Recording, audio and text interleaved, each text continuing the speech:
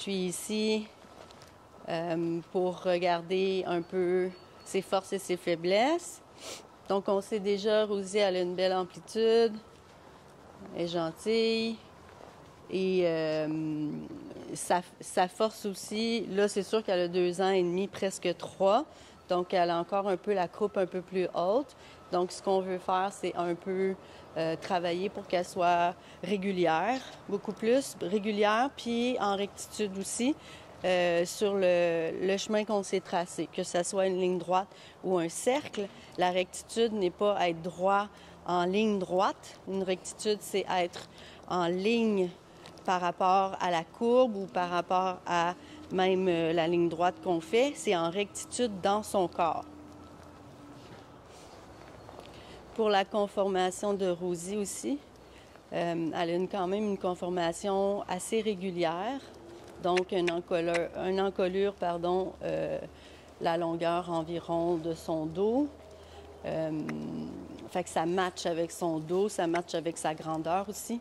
Donc ça, on n'a pas tant des gros défauts de conformation. Ça peut toujours arriver. On peut toujours fixer ça un petit peu avec l'aide de l'entraînement. Ce que je vais regarder beaucoup plus aujourd'hui, c'est sa hanche et son postérieur droit. C'est son plus faible. Et puis, on va regarder ça pour essayer de voir qu'est-ce qu'on peut faire pour l'aider puis grandir mieux. Donc, Béatrice, qu'est-ce que tu sens à main droite et à main gauche de différent?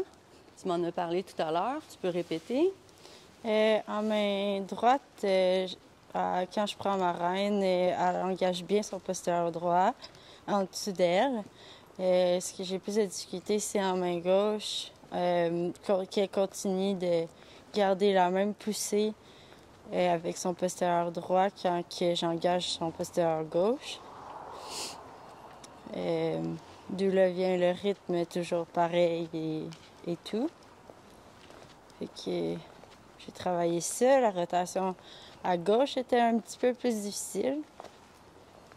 Mais probablement, ça vient juste du fait que elle continuait pas de pousser avec son postérieur extérieur en tournant à gauche. Parfait. Quand je regarde ses battues au sol aussi, je vois un peu que au niveau de son postérieur droit, elle veut déplacer un peu son sabot, la grandeur de son sabot vers la droite.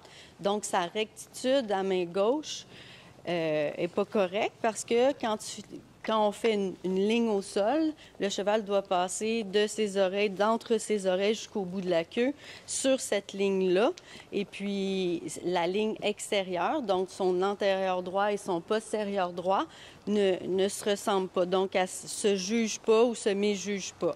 Donc, elle va aller un petit peu trop vers la droite d'une grandeur de sabot. Donc, c'est pour ça que tu sens qu'à l'extérieur, il faut que tu ailles chercher un petit peu plus ta jambe extérieure pour la garder en rectitude sur sa ligne là, de son antérieur droit. Puis à main droite, comme tu disais, tu vas chercher un peu plus d'aller garder un engagement. Donc, si on est au trot, par exemple, au pas aussi, puis au galop, c'est un peu la même chose, mais au trot, c'est plus visuel. Donc, au trot, c'est un 2 temps. Fait que dans ton deuxième ou dans ton premier temps, ça dépend quel que tu prends, mais 2 temps pour une foulée. Donc, on veut que le postérieur droit aille un petit peu en angle vers l'antérieur gauche, une bite. Donc, on appelle ça un peu, quand on commence à être plus haut niveau, on appelle ça un spiral out.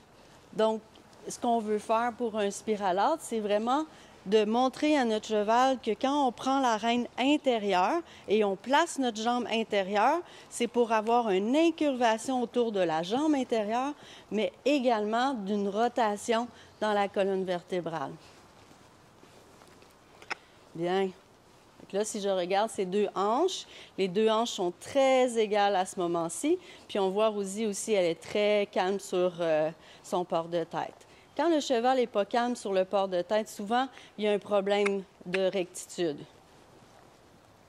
Donc, quand Béa commence à la sentir un petit peu plus sur sa reine droite que sa reine gauche, elle va aller chercher ce postérieur-là, puis elle va dire à Rosie, OK, jambe intérieure, donc on s'engage sur cette reine-là. Je prends ma jambe et ma reine, donc on s'engage autour, vers l'avant, puis ensuite de ça, elle peut aller chercher l'extérieur si jamais l'extérieur a changé de rectitude.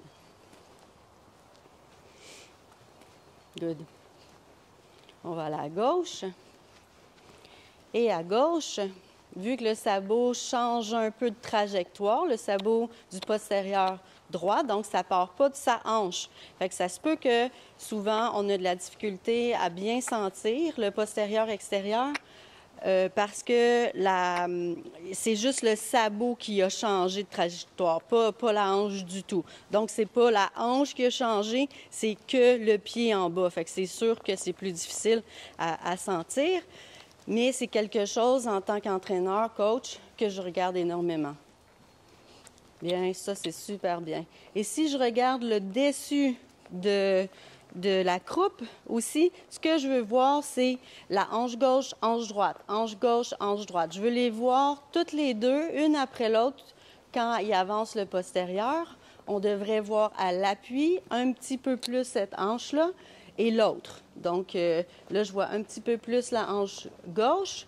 Donc, ça veut dire que le postérieur droit est pas... Oui, c'est ça. Et on voit Rosie aussi venir un peu plus calme sur la main. OK? Là, c'est un poulain de proche 3 ans, là. Donc, on ne peut pas aller dire il va sur le contact et tout ça. C'est quelque chose qu'elle va apprendre avec le temps, d'aller se poser sur le mort. Mais il ne faut pas prendre nos mains vers les postérieurs, c'est les postérieurs vers les mains. C'est pour ça qu'on a des reines semi-longues, parce qu'on veut une longueur d'encolure, puis on veut voir aussi ce qui se passe au niveau de sa tête. Quand la tête est calme, souvent le corps est dans les bonnes rotations et curvations.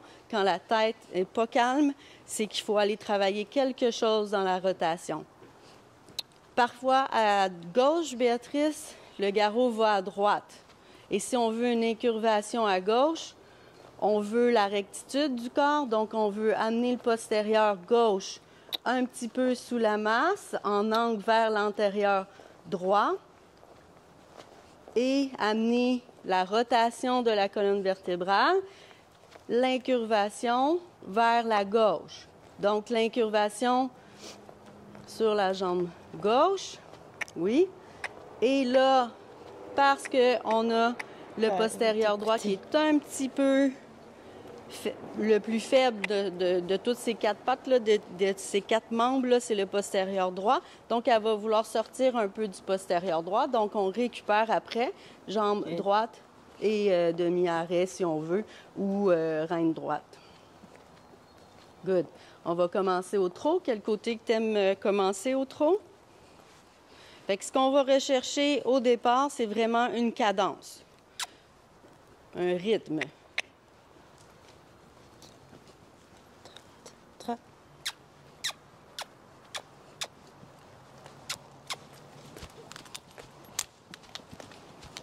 C'est ça. Alors, au début, le jeune poulain va chercher un peu comment il va effectuer son trot, ses 2 temps, et être un peu à la bonne place sur la main du cavalier, les mains très douces et gentilles du cavalier. Et que là, il va avoir une zone où ce que Béatrice va lui dire que c'est parfait. Et c'est à cette zone-là que Rosie, plus que l'entraînement va avancer, plus que Rosie va vouloir rester sur se placer là, si on veut. Okay. Donc, on voit Rosie un petit peu, des fois, aller un peu plus vite, un peu plus lent. Traite.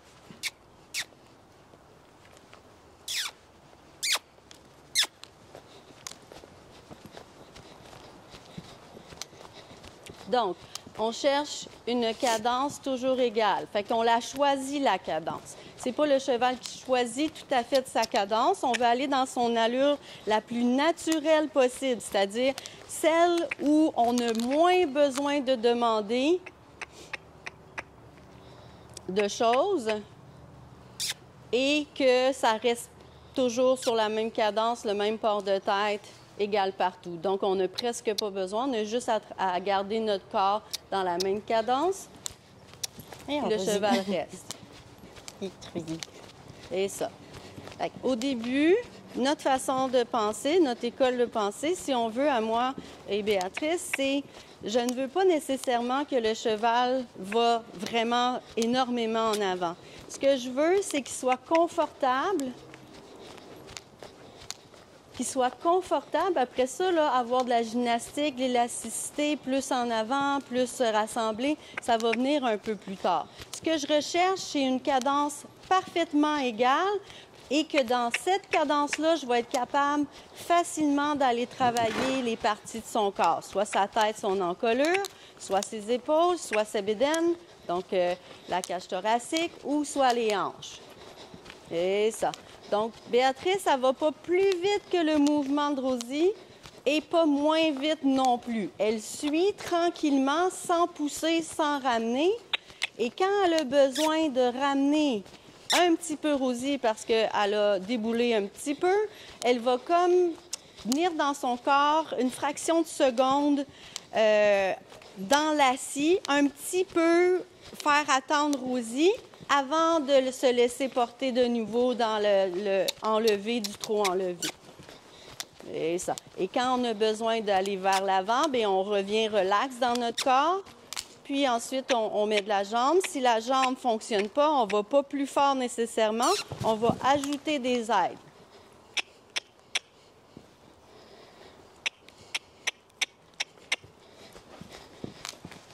Good. Donc, Rosie, elle a un petit peu d'énergie, puis elle a des petites temps-là.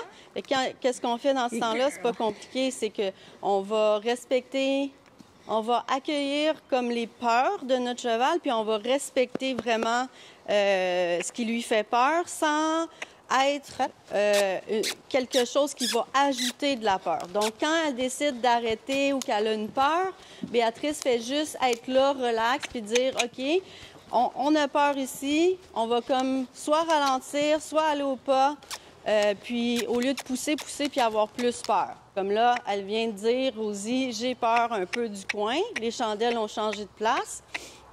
Et puis dehors, un petit peu, la porte est ouverte.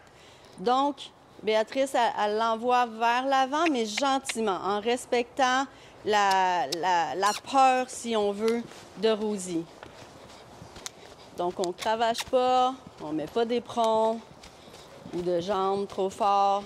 On va juste l'amener à avoir confiance en elle-même. Fait que là, elle le sait, Béatrice, que dans le coin, ça lui fait peur un peu. Donc, si elle le sent, elle va juste lui inciter à dire « Tu pourrais peut-être passer même si tu as peur. » Comme là, ça a bien réussi. Donc, elle ne veut pas aller trop fort pour lui dire « Tu es capable de passer, vas-y, etc. » Mais elle lui dit « On est là, toutes les deux, on est capable, on est une équipe. » Et ça a quand même assez bien fonctionné. Puis, tranquillement, pas vite, probablement que Rosie, elle va oublier. Good. Bien. Bon, malgré sa peur, Rosie se tient quand même assez bien sur ses postérieurs, ses antérieurs.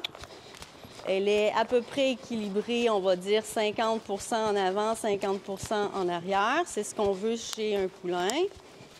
Donc, on ne veut pas trop l'asseoir, mais on ne veut pas qu'il soit sur l'avant-main non plus. Good girl. C'est ça. Donc, Rosie s'est posé la question, est-ce que j'y vais, est-ce que j'y vais pas? Béatrice a dit oui, on est capable toutes les deux. Donc, c'est ça. Bien. Good. OK. On revient un petit peu à sa pied droit. Donc, dans le tournant à droite, elle veut se retenir un peu, Béa, Rosie, avec son encolure un peu vers la gauche. Donc, mettre le garrot à droite. Donc, si on veut une belle incurvation, on va mettre le garrot à gauche et la bédaine à droite. Là, c'est difficile parce qu'elle a des petites peurs. Tu vas faire un grand cercle ici, Béatrice. Parfait. Là, elle est un peu sur l'avant-main, bien. Parfait. Oui. Et là, si on voit bien, là, on voit la chaîne musculaire de la nuque jusqu'aux épaules, jusqu'au scapula assez souvent. Donc, c'est là qu'on veut l'amener. Parce que c'est à ce moment-là qu'elle va utiliser sa chaîne musculaire de l'encolure. Ensuite, il y a le dos, puis ensuite, il y a les fesses. OK? Sauf que on ne peut pas, au début, sur un poulain de 3 ans, avoir tout. OK? Il y en a qui sont super athlétiques, tant mieux, mais les majorités ne sont pas toujours très athlétiques dès le départ. Donc, ce qu'on veut faire, c'est avoir le plus possible les bonnes chaînes musculaires au début du travail pour ensuite augmenter la puissance de ces muscles-là et qu'ils deviennent plus athlétiques par la suite. Bonne fille. Donc, sur le cercle à gauche, Béatrice, même si elle ne connaît pas tant que ça les sessions, on va penser juste un petit peu incurvation sur notre traîne intérieure. Donc, jambe intérieure, une petite traîne d'ouverture à l'intérieur. Oui, d'ouverture à l'intérieur. Puis, on va un peu commencer à regarder tranquillement la chaîne musculaire de l'encolure. Et quand on l'a, oui, bien, bien. Et quand on l'a, c'est ce que j'étais pour dire, quand on l'a, on va faire un petit mini spiral out. Okay. Même chose de ce côté-là. Fait que là, on voit Rosie un peu plus en avant, mais elle tient quand même assez bien sa balance. Donc, on lui dit, Béatrice lui dit que c'est correct. Très bien, bien. OK, ce côté-là, on a besoin d'aller ralentir un peu le trot. Donc, quand on ralentit, on ne veut pas perdre le swing non plus. Donc, on fait attention à combien on va ralentir. Il faut juste, et Béatrice la connaît vraiment, donc elle va aller travailler avec son assiette, son demi-arrêt, pour lui dire, on ralentit une bite, on garde le plus possible le swing et 50-50 en avant, en arrière. Et visuellement, on essaie d'avoir la chaîne musculaire de l'encolure. Oui, good. Oui, good. Et ça. Et là, si je regarde bien son top line, il y a des gros camions à l'extérieur, c'est un peu stressant pour elle. Mais si quand même je regarde son top line, ralenti, rassemble, j'aime pas dire rassembler pour le bébé parce que j'ai peur souvent qu'on fasse trop de demi-arrêt. Puis le bébé ne connaît pas c'est quoi la reine extérieure, la reine intérieure. On est en train de leur dire. Donc, ce que j'aime mieux dire, c'est ralentir sans perdre le swing. Donc, comme ça, on vient un petit peu plus avec notre corps travailler. Abdos, puis notre assiette qui dit un petit wow, Rosie, et on repousse. Oui, good. C'est ça. Donc là, on a le swing un peu naturel de Rosie. Et si je regarde son top line, je vois un peu plus sa chaîne musculaire nuque. J'aurais besoin d'un peu plus de ganache à droite, Béa, parce que Rosie tilte un petit peu. Donc, ça veut dire qu'elle met son bout de nez à l'extérieur, mais elle garde ses oreilles à l'intérieur. Oui, bien. Good job. Oui. OK, en faisant ça, en enlevant ce petit twist-là là, qui n'était pas correct dans la chaîne musculaire, on a rentré un peu la bédaine à droite. Donc, oups, on a rentré un petit peu la bédaine à droite, donc on va aller chercher ça. Fait que Béatrice vient juste demander, oui, avec sa jambe intérieure. Le travail a été fait au sol avant, donc elle le sait quand on vient mettre un peu plus de pression sur la bédaine, ça veut dire mettre la bédaine de l'autre côté. Oui, bien. Et là, si on regarde ses hanches, on voit bien hanche droite, hanche gauche. Là, c'est moins bon. Chaîne musculaire de l'encolure est moins bonne. Oui, bien, bien, bien, bien. Good job. OK, ferme les abdos un peu plus, Béa. OK, là, et là, et là, et là, jambe intérieure. Place la chaîne musculaire de l'encolure. Oui, là encore. Donc, abdos, là, bien, good, good, good. Là, Rosie, elle cherche comment elle peut faire ce que Béa demande en même temps de garder son top line au travail. C'est pour ça qu'elle bouge beaucoup la tête. Puis aussi, ça fait pas un mois qu'elle est montée, là. Ça fait quelques rides. Good, good. C'est ça. Donc là, j'ai dit vraiment un bon good pour Béa parce qu'elle me connaît bien, donc elle sait ce que ça veut dire. Donc, parce que vraiment, j'avais un petit swing, j'avais l'allure un peu plus naturelle du cheval, donc sa vitesse à elle, si on veut, ou sa cadence à elle. Et en plus, je vois super bien hanche droite, hanche gauche, hanche droite, hanche gauche. Donc, visuellement, c'est facile pour peu importe qui de savoir si c'est symétrique un petit peu en arrière. Donc, on va aller chercher un port de tête calme au niveau de la nuque. Donc, au niveau de la ganache. Oui, bien. Good, good, good. Là, on a perdu un peu l'épaule extérieure. On va le chercher. Oui, juste un petit peu ramener. Oui, good job. Good. Parfait. Et transition au pas. Donc, on ferme nos abdos, on l'avertit. Des petits demi-arrêts. C'est ça. Là, tu sais, Rosie, elle a quand même été bien capable de bien s'asseoir. Donc là, elle a un peu trop assis dans sa transition.